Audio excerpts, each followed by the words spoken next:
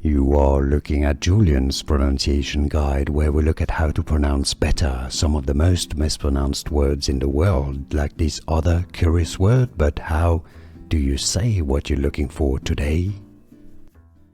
Let's learn how to pronounce this word. In Italian, it means smoked. So this is often used in cooking when you have something that is smoked, as in smoked salmon, for example.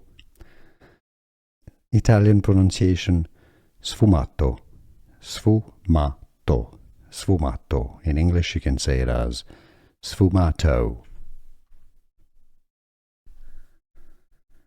Let's learn how to pronounce this word. In Italian, it means smoked. So this is often used in cooking when you have something that is smoked, as in smoked salmon, for example. Italian pronunciation: sfumato, sfumato, sfumato. In English you can say it as sfumato.